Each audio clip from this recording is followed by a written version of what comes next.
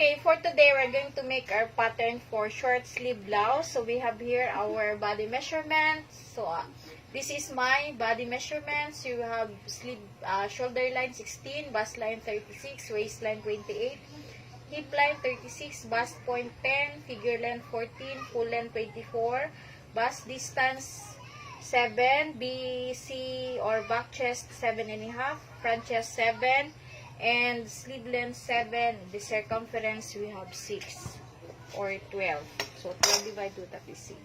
So first, you are going to make a margin 2 inches up, and then from here, from the left side, you have 2 inches. So first, you are going to locate your desired length of your blouse.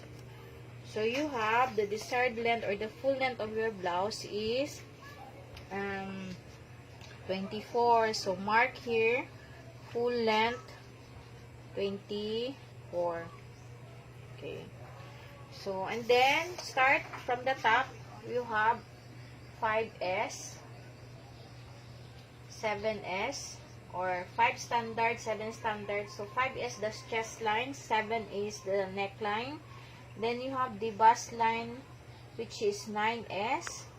So you can use here for the standard of your bust, for the small size 8, the medium or medium size is 8.5, for the large size 9. For me, I consider myself as large, so I am going to use 9. And then it depends upon the actual body structure. So you have here, next to that is the bust point, which is 10, figure length 14, and full length of 24. Next, you are going to make partition line. The neckline, the chest line pala, neckline, then bust line, and then the bust point,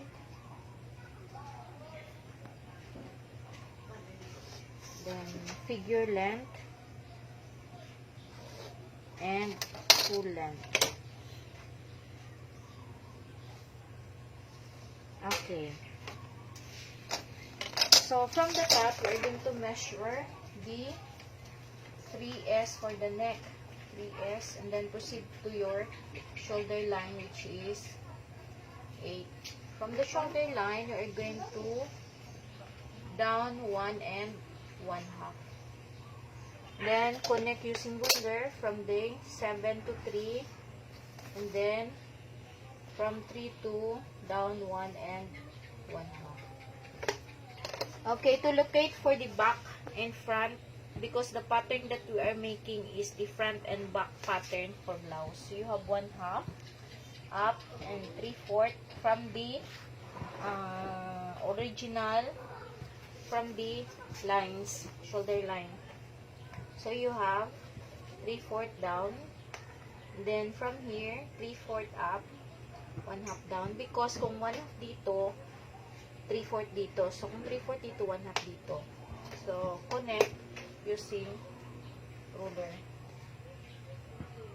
So now this is your back shoulder line, and this is your front shoulder line. So this is now X. So for the back neckline, just connect using range curve. Okay? Then measure tayo dito from the chest line ng back chest at saka front chest. So 8, kung 8 yan siya, we have minus 1/2. So this is your BC. 1/2 again, this is your FC. And then from the, this is your neckline, this is your bust line. And from the bust line, measure to the right, you have 9. So bust line is 9. And then bust point, connect natin using ruler the measurement for, you have the front and front using fringe curve. So you are going to connect using fringe curve. And the back, and the bust line. Okay. So, ano siya. Then, bust point, bust distance. So, you have 3 and 1/2. 3 and 1/2. Until full length. Then, connect using ruler.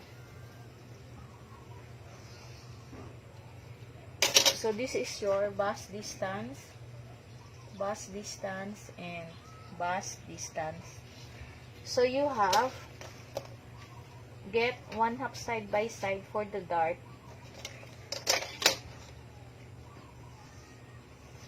Then, connect.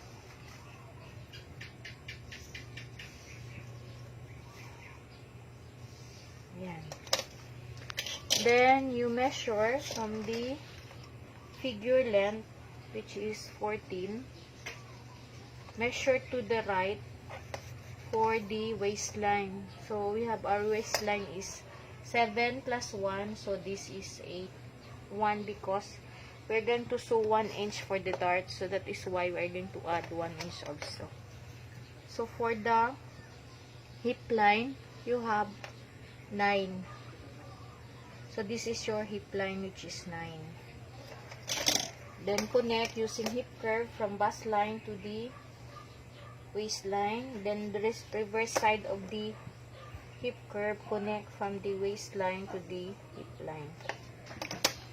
Okay, we're going to get the side dart, which is half of this. From the bust point to the figure length divided by 2. And then, 1/2 the distance here. So, you have 1/2. Okay. So, connect using ruler.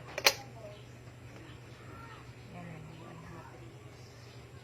Then, dart.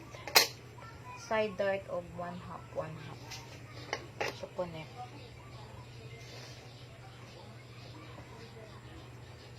Okay. And then, for the button and buttonhole. So, you have 3/4.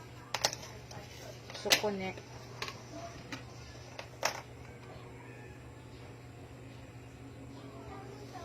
Okay, so you connect. Okay. So, you have the distance between the buttons. From here, you have 3/4, 1/2, 3/4. So, measure ka ng 1/4, 1/4, tapos 3/4. Ayan. Dito. Yung butones. Okay. Butones na muna. Then, you have, measure tayo ng armhole natin. Back armhole. You add the front armhole. So, you have here, armhole equals 17 and 1/2. So, divided by 2, that is, fold mo lang. So, you have 8 and 7/8. So, you have 8 and 7/8. 8 and 7/8. Minus ka ng 1/2. So, you have 8 and 3/8. So, ito yung armhole mo. Because, bilang ka ng 4 lines backward. So, 8 and 3/8. So, gawa tayo ng pattern for sleeve. So, you have here 6, 4S, then 7, 1 inch for allowance. So, you have 4S, 7 SL, then 1 inch for allowance. Okay. Position line.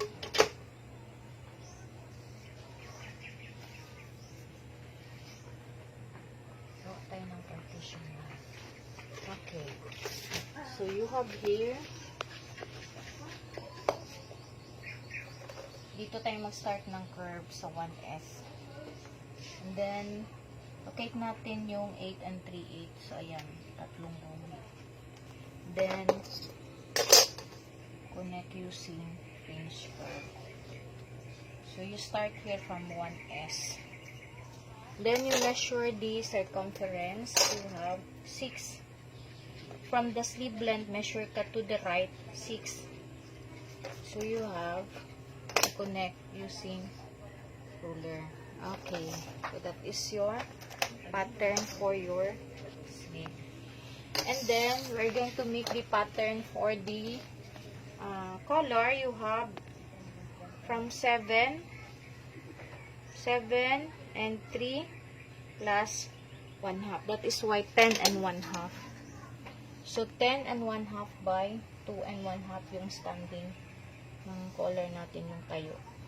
So, you have 2 and 1/2. Okay. So, we're going to make rectangle shape. Then, extend ka ng 1.5 from the right. Then, up ka ng 1/2. So, connect and connect. So, this is your color for your sports color for your blouse. So, that is now your pattern, the front and back pattern for short sleeve blouse. This is short sleeve blouse, 7 inches. Then the collar.